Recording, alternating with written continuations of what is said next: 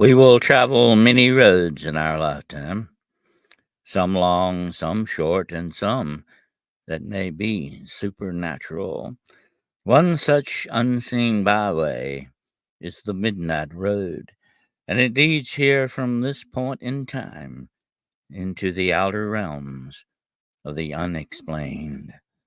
Get ready for the journey.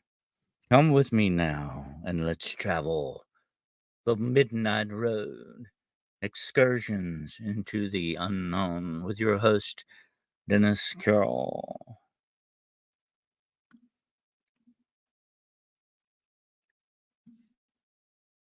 Good evening and welcome to the Midnight Road. Excursions into the unknown.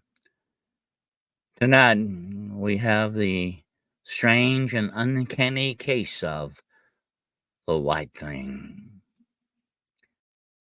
The story concerns my great uncle Fred, who lived not far from Hartwell, Georgia, and this took place back in the 1930s, somewhere on the back roads of Georgia. Fred was a young man when this happened. He was a farm worker. Of course, his family owned a family farm right outside of Hartwell.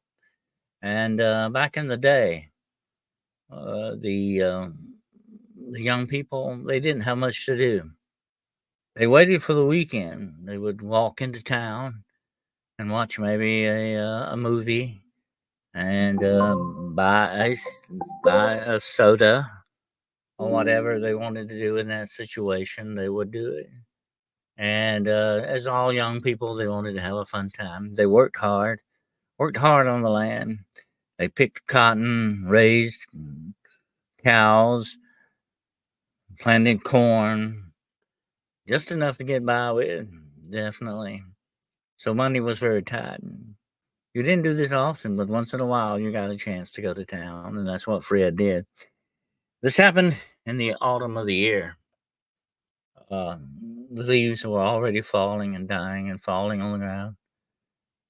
He was walking back from town back to the farm, and it was starting to get, it was just beginning of twilight. It hadn't really got started getting dark or anything yet, and it had been probably something of an overcast day. And let me tell you something about Fred.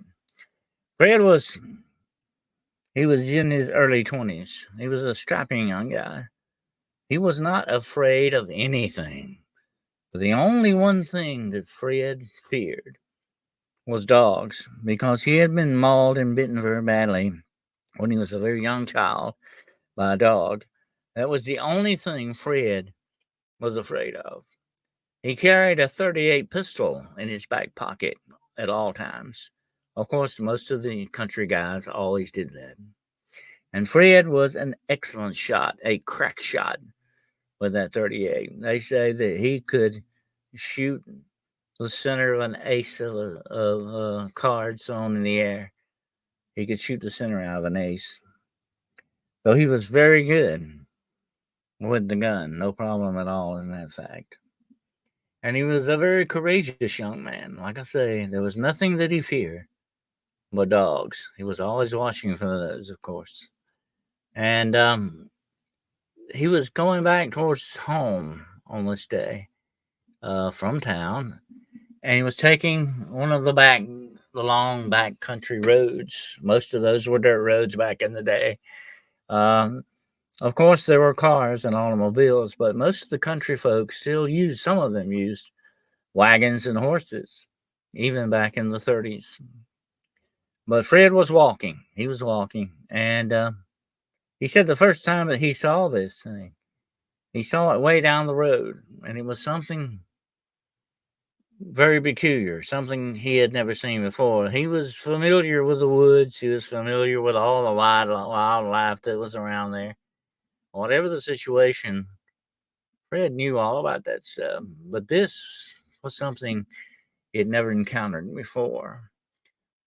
Exactly standing in the middle of the road was this, the only thing I can call it, would be an entity of some sort.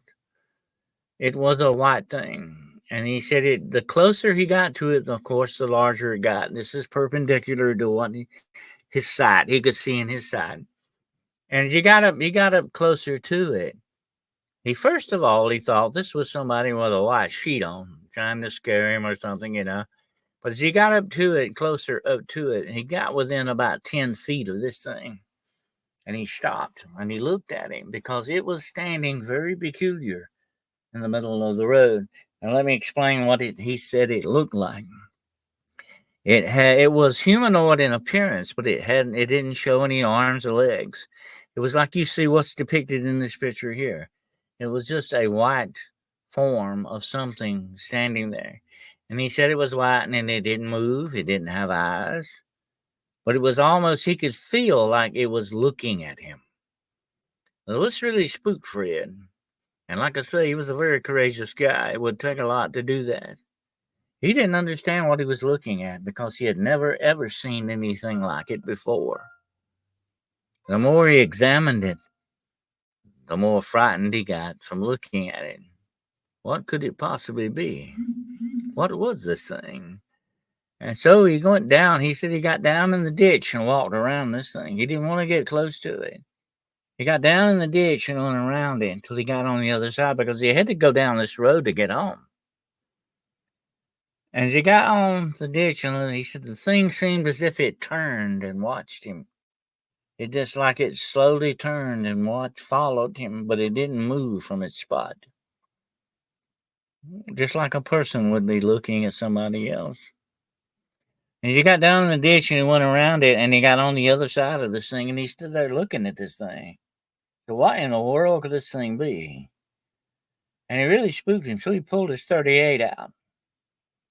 It was a Smith & Wesson 38 and it held 6 shots. He emptied every shot he had into this thing. Bam, bam, bam, bam, bam, 6 times. He shot dead center. He said there was no way he could have missed it. He was only 10 feet away from it. But it didn't flinch. It just slowly kind of bent sideways just a little, not much.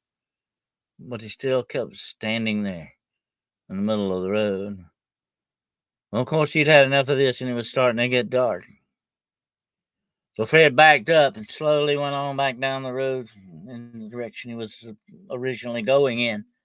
But he kept looking back and that thing was still standing there, all the way back. As far as he could see down the road, it was still there. Till finally it was out of sight. Well, he went home and told his dad what he had saw and what he experienced on that road. He reloaded his gun and they went back. They went back that night with a lantern back down the road, but it was gone. There was nothing there.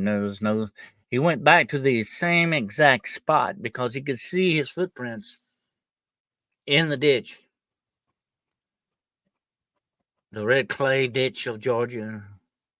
He could see his footprints. There was nothing else in the center of the road. No blood, no nothing, anything at all. Nothing. The white thing was gone. What was the white thing? He never knew. He never understood. But he traveled that road several more times. He was always watching for it.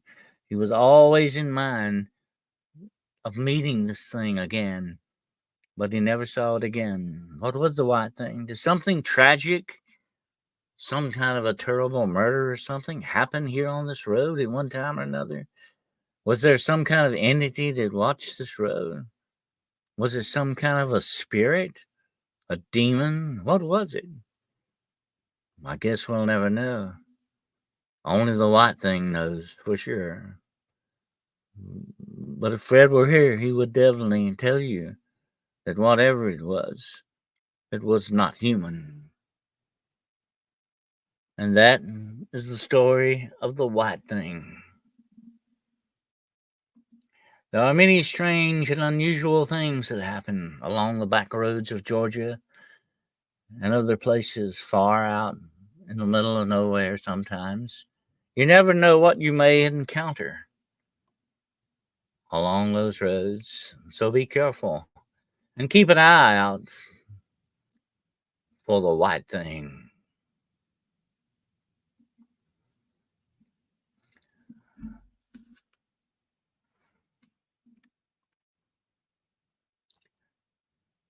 So, until we meet once more, the Midnight Road will be waiting for you.